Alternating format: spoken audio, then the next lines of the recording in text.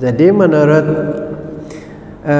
Imam Malik itu duduk di antara dua khutbah itu tidak masuk dalam syarat. Jadi tidak harus. Jadi tidak harus duduk di antara dua khutbah. Ini pendapatnya Imam Malik, Imam Abu Hanifah, Imam Ahmad bin Hambal. Artinya jumhur ulama mengatakan bahwa duduk di antara dua khutbah itu tidak menjadi syarat. Artinya al-julusa sunnatun. Artinya duduk di antara dua khutbah itu adalah sunnah saja.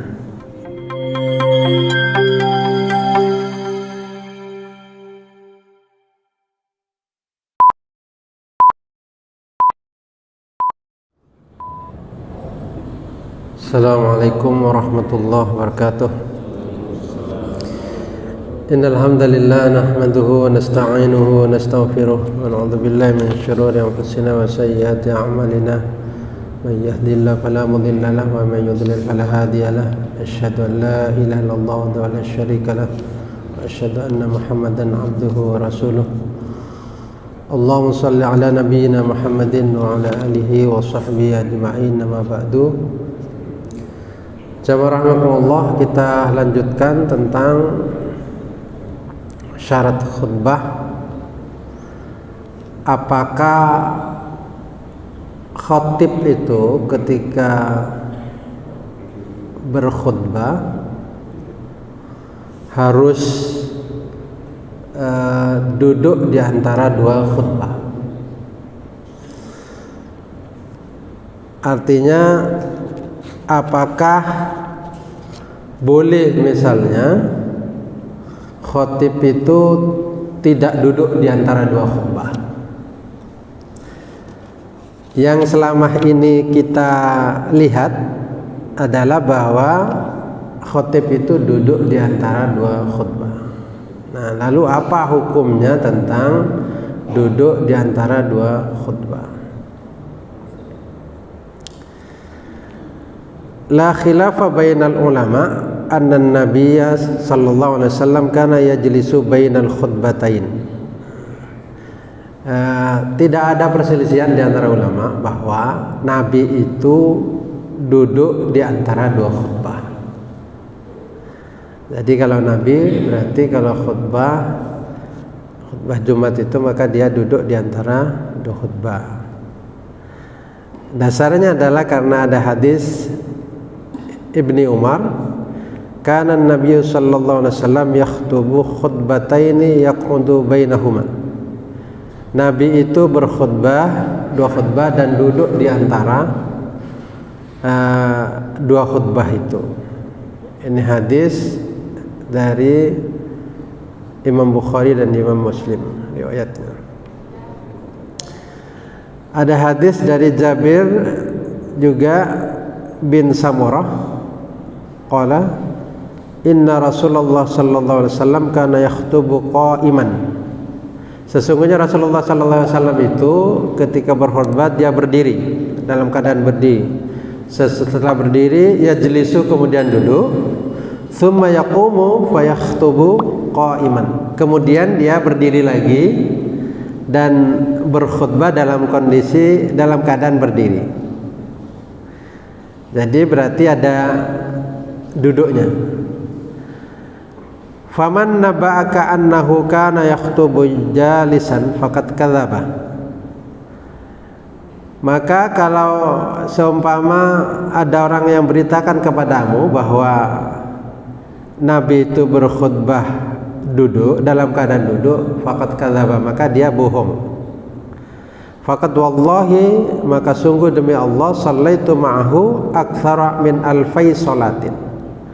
Kata Jabir bin Samurah itu, saya itu salat bersama Nabi itu lebih dari 2000 kali. Ini untuk menunjukkan bahwa dia itu dekat tadi. Nah, dari hadis-hadis itu semuanya menunjukkan bahwa Nabi itu kalau khutbah itu khutbah Jumat, dia duduk di antara dua khutbah. Nah, lalu gimana tentang hukum khutbah duduk di antara dua khutbah itu?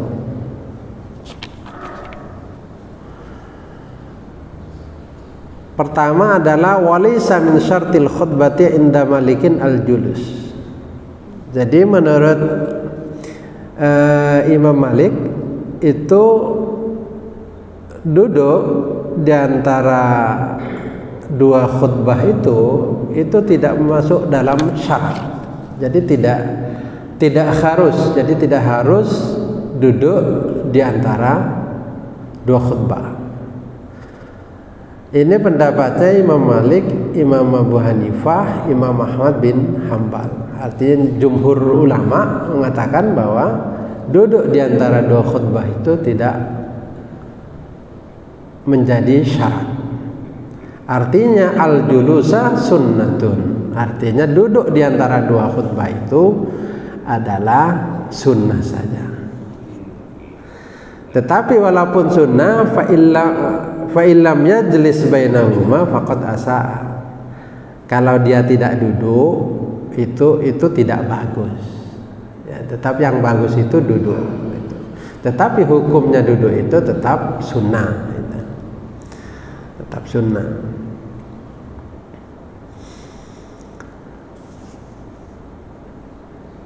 Dalam kitab Al-Mughni dikatakan yustahabbu ay yajlisa bainal khutbatain jalsatan khafifatan. Lianna Nabi sallallahu alaihi wasallam kana yaf'alu dzalika. Di dalam kitab Al-Mughni Ibnu Qudamah dikatakan bahwa disunnahkan duduk di antara dua khutbah, duduk sebentar. Karena Nabi memang melakukan itu. Nah, terus ulama yang mengatakan duduk di antara dua khutbah sunnah itu menunjukkan bahwa apa yang dilakukan Nabi itu tidak berakibat bahwa itu wajib. Karena ada riwayat mengatakan bahwa ra'aitu Aliyan, riwayat dari Abi Ishaq mengatakan ra'aitu Aliyan yakhtubu 'alal mimbar falam yajlis hatta faragha. Jadi katanya Abi Ishaq, saya melihat Imam Ali itu berkhutbah di atas mimbar dan tidak duduk. Sampai dia selesai khutbah. Sehingga kalau seperti ini wajulusun Nabi kana lil istirahah. Sehingga duduknya Nabi itu maknanya itu hanya istirahat saja. Falam takun wajibatan. Jadi tidak ada duduknya itu adalah wajib. Duduknya di antara dua khutbah itu bukan satu kewajiban tetapi hanya istirahat. Sehingga kalau seperti ini maka boleh. Jadi dan beberapa sahabat juga melakukan itu. Jadi ada yang dia ketika khutbah itu tidak duduk. Di antaranya adalah Al-Mughirah. Itu kana la yajlisu fi khutbatihi. Dia tidak duduk ketika berkhutbah itu. Nah, itu menunjukkan bahwa di antara sahabat itu ada yang tidak duduk. Nah, sehingga ulama jumhur itu mengatakan bahwa khutbah duduk di antara dua khutbah itu adalah sunnah saja.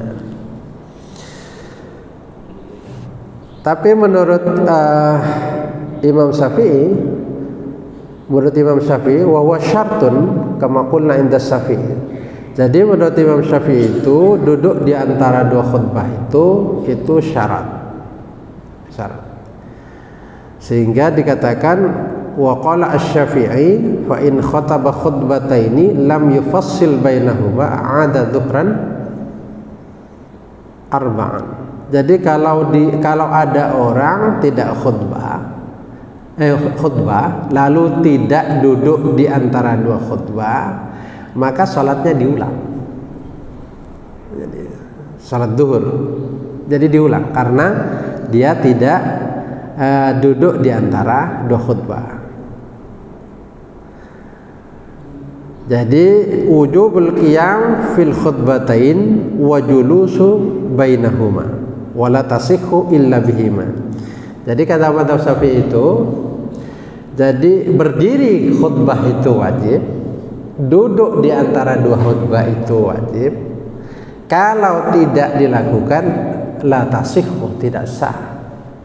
Tidak sah. Jadi harus berdiri. Nah,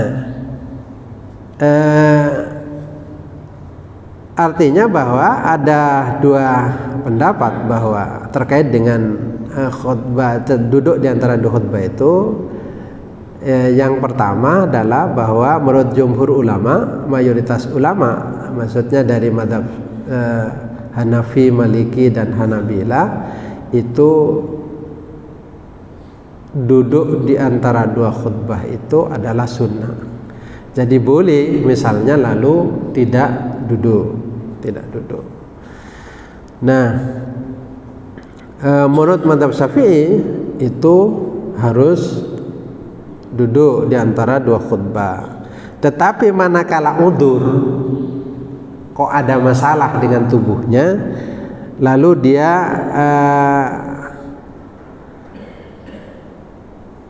untuk duduk itu ada masalah, maka boleh dia berdiri. Meskipun menurut mazhab Syafi'i yang mengatakan harus duduk di antara dua khutbah. Jadi kalau misalnya tidak bisa duduk, ada khatib, tidak bisa duduk, bisanya berdiri terus. Nah, berarti udzur dia untuk duduk. Nah, maka boleh dia tidak duduk. Artinya karena memang dia udzur, kebolehannya itu menurut mazhab Syafi'i karena udzur gitu, bukan karena apa-apa.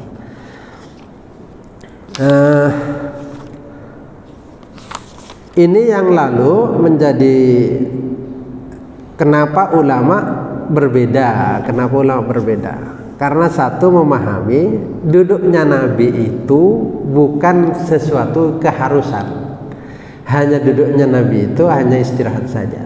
Ada yang memahami bahwa duduknya Nabi itu adalah bukan hanya istirahat, jadi itu wajib. Nah itu makanya berbeda. Sehingga ada yang mengatakan duduk itu merupakan sebuah syarat, ada yang mengatakan duduk itu tidak menjadi syarat. Gitu. Nah yang kedua, tentang duduk ketika imam itu ketika khatib itu menuju mimbar. Nah, saat muadzin itu azan, khatib kan duduk. Jadi kan khatib datang berdiri di atas mimbar, lalu salam, muadzin azan, khatib duduk. Nah itu hukumnya duduknya khatib itu apa? Jadi kama yusra'u julusuhu ba'da su'udihi al-mimbara ila hina faraghil muadzin. Jadi disunnahkan itu wa qalat al-malikiyah inna hadzal julusa mandubun. Jadi menurut para ulama mazhab Maliki itu duduk ketika muadzin ada adzan itu sunnah bagi seorang khatib. Ini juga pendapatnya bittifaqil madzahib al-fiqhiyah al-arba'ah. Jadi ini pendapat kesepakatan para imam mazhab yang empat, bahwa kalau khatib datang salam, setelah itu duduk, muadzin adzan. Itu sunnah menurut para ulama. Nah, karena sunnah kalau lalu ada khotib berdiri, datang, salam, tidak mau duduk semua, ya berdiri terus. Ya muadzinnya adzan ya berdiri saja. Nah itu boleh juga, karena sunnah saja. Jadi tidak mau duduk, datang ya berdiri terus. Nah itu boleh, artinya tidak lalu membatalkan. Karena sepakat ulama bahwa itu sunnah saja. Yang berbeda adalah ketika duduk di antara dua khutbah. Nah, kalau Imam Syafi'i duduknya itu menjadi syarat, harus. Kalau imam yang tiga selain Imam Syafi'i itu sunnah saja. Sehingga yang mulai naik mimbar sampai selesai, seumpama ada khotib yang seperti itu, yang tidak bisa duduk, bisanya berdiri, ya boleh-boleh saja. Artinya lalu tidak membatalkan. Khawatir Bapak nanti ketemu ada khotib yang tidak mau duduk itu. Nah, itu yang ketiga tentang salamul khotib alal mu'minin idza sa'ida alal mimbar. Apa hukumnya tentang khotib itu ketika naik mimbar mengatakan assalamualaikum warahmatullahi wabarakatuh, misalnya begitu. Apakah keharusan ataukah boleh tidak dilakukan, atau malah lebih baik tidak dilakukan?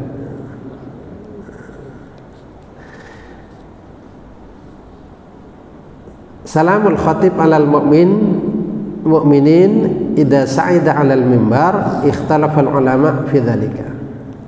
Salamnya khatib ketika naik mimbar itu ulama berbeda pendapat. Fa dhahaba al-Hanafiyyah wal Malikiyyah ila annahu yukrahu lil imam as-salamu ba'da su'udil mimbar. Menurut mazhab Hanafi dan Maliki itu dimakruhkan untuk mengucapkan salam ketika naik mimbar. Jadi kalau begitu maka lebih baik ketika naik mimbar tidak mengucapkan salam. Jadi tidak perlu mengucapkan salam.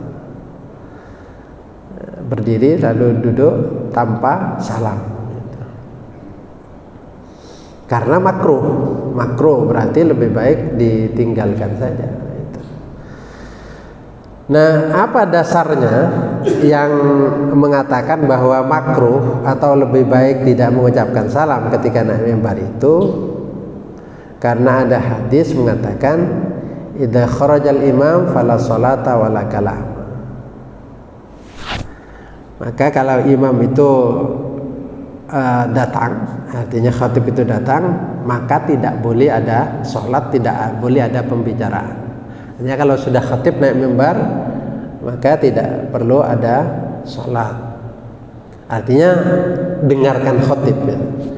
Wala kalaman, dan tidak boleh berbincang-bincang dengan siapapun. Artinya sholat waktu Jumat dimulai dengan naiknya khatib ke atas mimbar dimulai. Maka di situ tidak ada pembicaraan, juga tidak ada sholat. Itu yang lalu menjadi dasar bahwa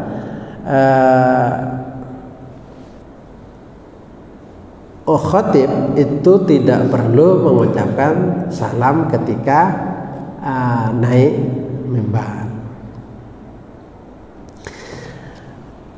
Yang kedua, pendapatnya wa dhahaba Syafi'iyyah wal Hanabila ila annahu yustahabbu lil imam idza sa'idal mimbar wa tawajjaha lin nas ay yusallim alaihim thumma yajlisu ila al faraghi min al adzan. Jadi menurut mazhab Syafi'i pendapat yang kedua, dan menurut pendapat Hanabila mazhab Hambali itu disunnahkan bagi imam apabila naik mimbar menghadap ke jamaahnya lalu mengucapkan salam. Kalau sudah salam, tsumma yajlisu ilal faraghi minal adzan. kemudian dia duduk sampai adzan selesai, barulah berdiri untuk khutbah. Ini apa dasarnya? Adalah dasarnya karena Rasulullah sallallahu alaihi wasallam idza sa'idal mimbar sallam. Rasulullah itu apabila naik mimbar, setelah naik mimbar dia mengucapkan salam. Nah, ini berarti salam itu disunahkan. Hadis yang kedua dari Ibni Umar, karena Rasulullah sallallahu alaihi wasallam idza dakhala al-masjida yaumal jum'ah sallama. Jadi sallama alaman inda mimbarihi minal julus. Faida sa'ida tawajjaha ilan nas fasallama alaihim. Jadi Nabi itu kalau datang ke masjid pada hari Jumat itu mengucapkan salam kepada orang yang ada di sekitar mimbar. Jadi belum naik ini.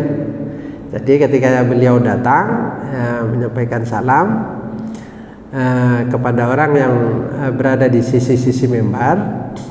Setelah itu barulah beliau naik ke atas mimbar, menghadap kepada jamaah, lalu mengucapkan salam. Itu yang dilakukan Nabi. Tapi hadis ini wada'afahu al-Baihaqi wa ghairuhu. Hadis ini menurut Imam Baihaqi dan yang lain termasuk hadis yang dhaif. Termasuk hadis yang dhaif.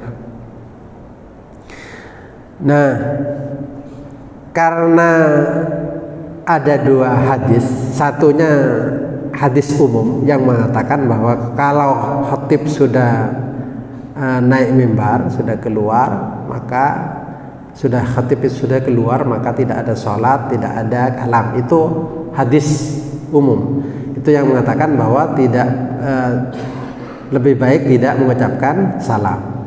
Tapi kalau hadis-hadis yang lebih rinci, meskipun dikatakan dhaif tadi, itu mengatakan bahwa Nabi itu kalau khutbah maka dia mengucapkan menghadap jamaah lalu mengucapkan salam.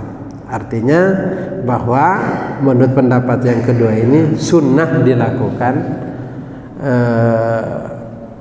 salam kepada jamaah Jum'ah pada saat khatib naik mimbar. Artinya ketika ada orang kok khatib tidak salam sama sekali, naik mimbar berdiri setelah itu duduk misalnya, ya tidak lalu menjadi salah, karena itu sunnah saja dilakukan menurut mazhab Syafi'i dan makruh menurut Imam Maliki. Artinya kalau lalu khatib meninggalkan tidak salam berarti lebih baik menurut Imam Maliki. Tapi kata mazhab Syafi'i ya lebih baik katakan salam. Jadi itu terkait dengan salam. Barangkali itu ada yang ingin disampaikan? Ya.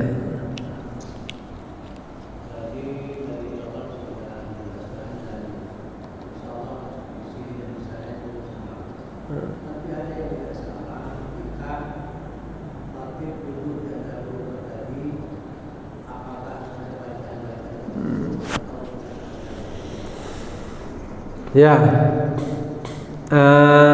ketika khotib duduk di antara dua khutbah, apakah ada bacaan? Tidak ada. Jadi tidak ada bacaan tentang itu. Jadi Nabi duduk begitu saja, duduk. Ada yang mengatakan itu duduk istirahat saja, ada yang mengatakan itu wajib duduk tanpa ada bacaan itu, tanpa bacaan itu.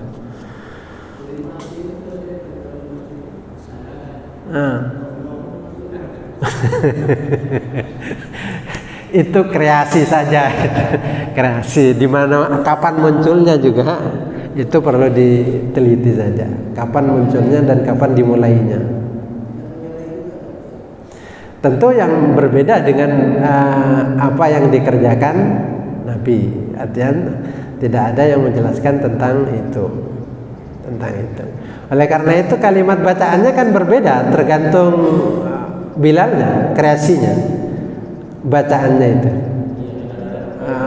berbeda antara satu yang kadang panjang, kadang pendek. Itu salawat yang dibaca kan salawat yang dibaca itu kadang panjang, kadang pendek, ya tergantung yang mau baca itu, karena memang tidak ada yang bisa dijadikan dasar untuk itu. Apakah dulu itu dalam rangka untuk mengingatkan jamaah bahwa khatib sedang duduk di antara dua khutbah? Tidak ngerti itu. Tapi itu memang tidak ada.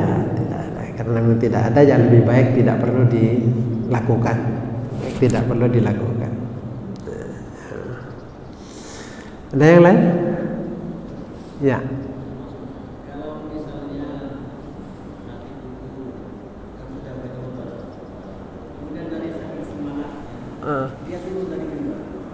Oh, naik sudah di atas mimbar ya, sudah ceramah.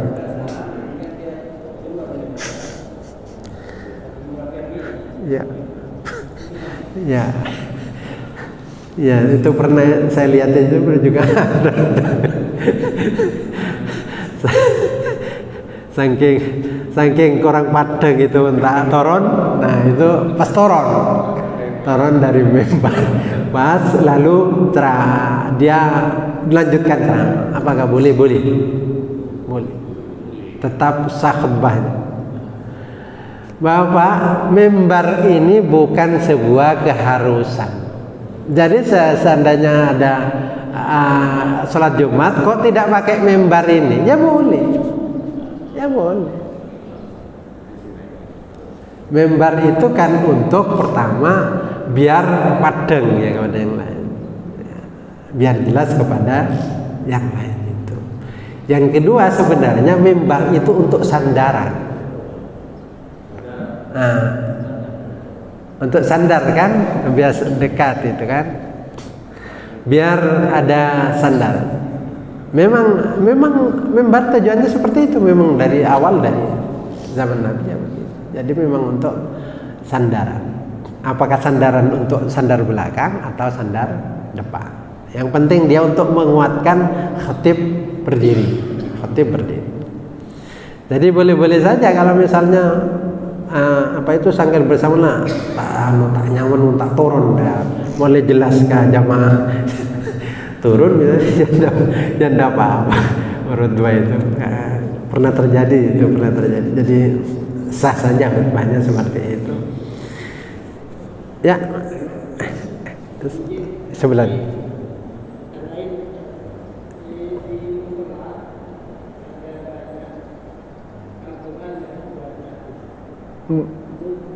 ya, banyak Al-Quran numpuk terus.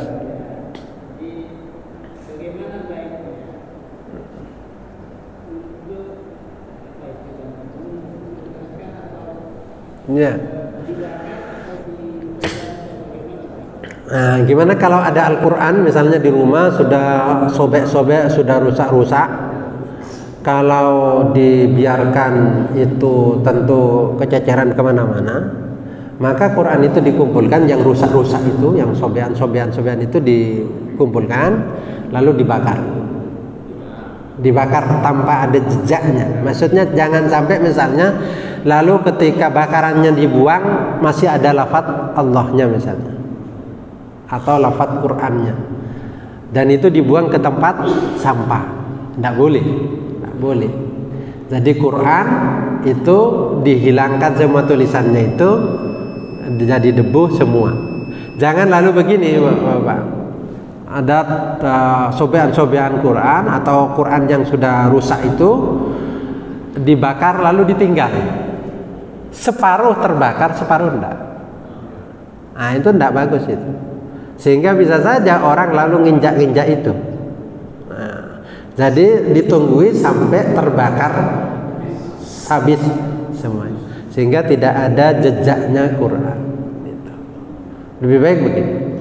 Jangan juga ditumpuk-tumpuk, dibiarkan begitu saja. Kadang oleh putra-putranya atau cucu-cucunya diambil, disobek-sobek, itu kan tidak bagus. Tidak bagus. Jadi